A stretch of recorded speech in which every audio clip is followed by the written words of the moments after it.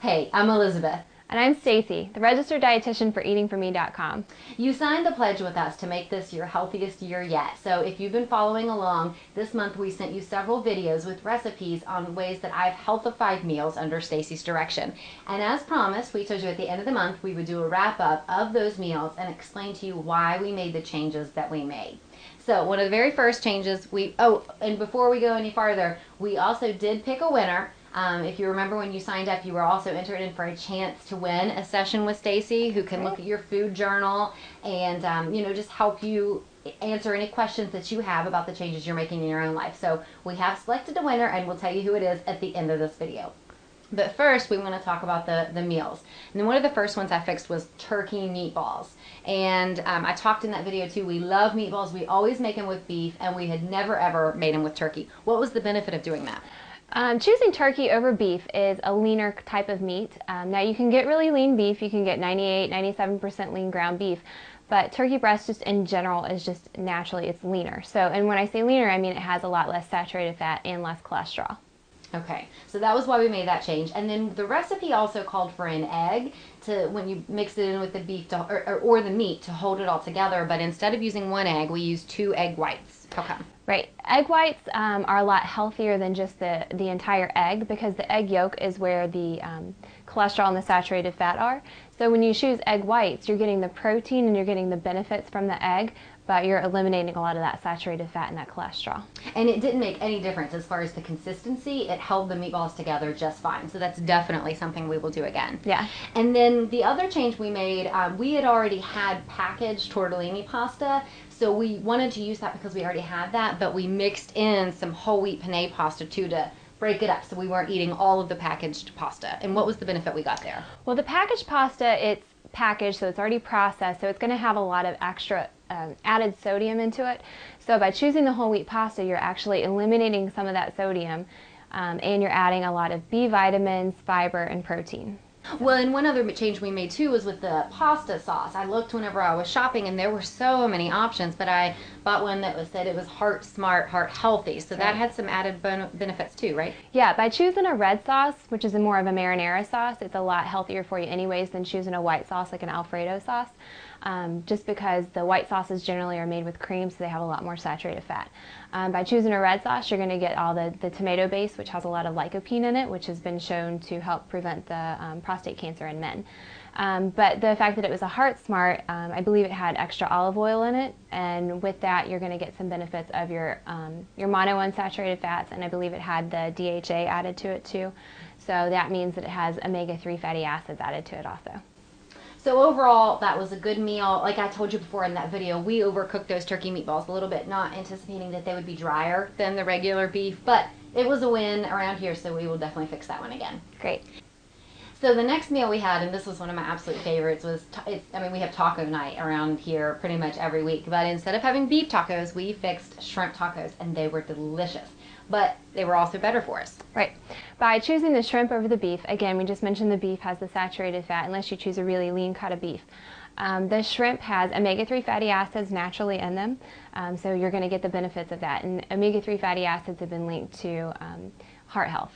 So choosing shrimp is a great choice. They were really good. Like I said, I really recommend you trying that. If you like shrimp, and even if you don't, they had a lot of seasonings by the time we put all our toppings on there. You know, you really didn't taste shrimp, but it was definitely something worth trying, and we will for sure have it again. But speaking of the toppings, we also made little changes with the toppings. We still used the toppings we liked, but bought the lower fat and the fat-free versions, right? Yep, you did a fat-free sour cream, which is great because you're eliminating, again, all that saturated fat that we keep talking about. Another option for you to do, instead of using a fat-free sour cream, you could actually even substitute it with Greek yogurt. Get a plain Greek yogurt, and that'll help increase your protein content. Now, it's not going to necessarily restrict your calories, so if you're trying to lose weight and you're trying to restrict your calories, that's not going to show you any benefit. But it would be healthier, it would add calcium, it would add protein and some probiotics to your meal. You also chose salsa, which is great. Salsa is a good dipping sauce, or just in general, again, to use because of the lycopene content, because it is a tomato base. Okay. And then we chose the fat-free cheese too, or the low-fat cheese. Yep, low-fat cheese. So again, I keep mentioning the saturated fat, but by choosing low-fat cheese, what you're doing is it's either going to be made with 2% milk or part skim milk. So that means that it's not going to have the whole milk base that it would usually in most of your full-fat cheeses. So again, eliminating that saturated fat or reducing that saturated fat content. And those were pretty easy decisions to make while I was at the grocery store just looking. It was clear to me, you know, which would be the better sour cream option, the fat-free, clearly in that instance. But I also made another change to that meal on my own without Stacy telling me to, thinking I was doing good.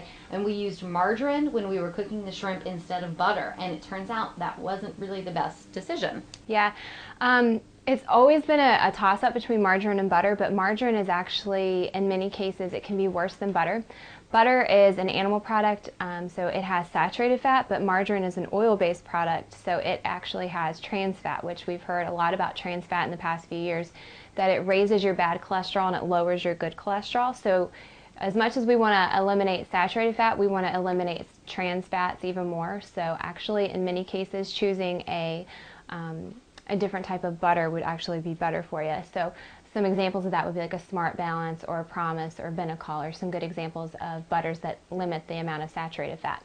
And that's actually great news for me because I told you from the very first video, butter is one of my weaknesses. So I'm thrilled to know that I can still eat it, just maybe a little different version of it in moderation. Absolutely.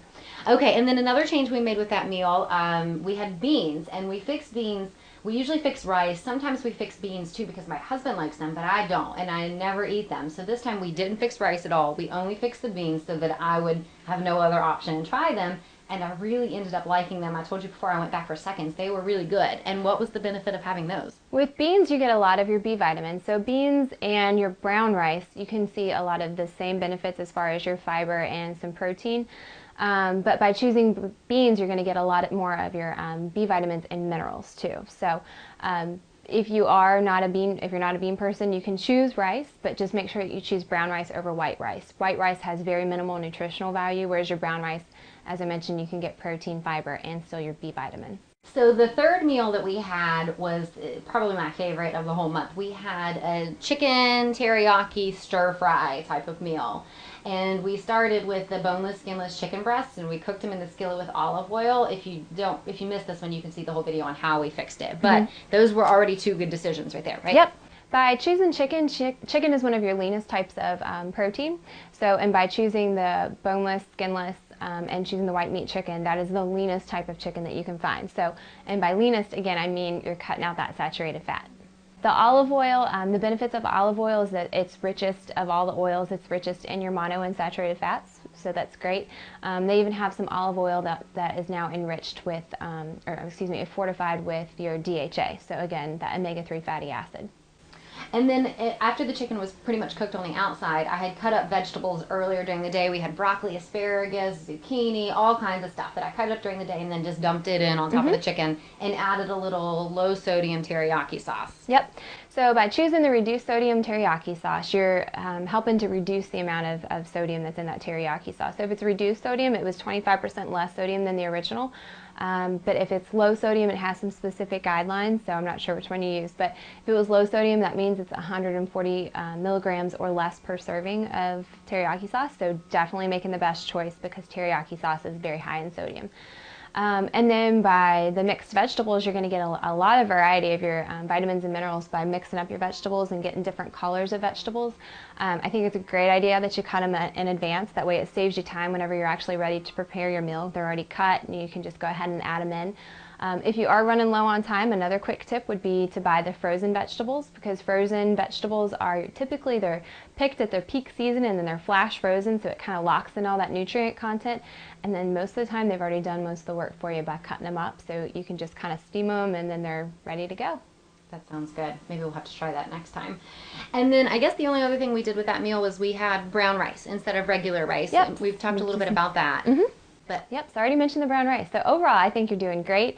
And all you viewers out there, I commend you. You're doing a great job by trying to healthify your year. Hopefully these changes are helping to get you jump started.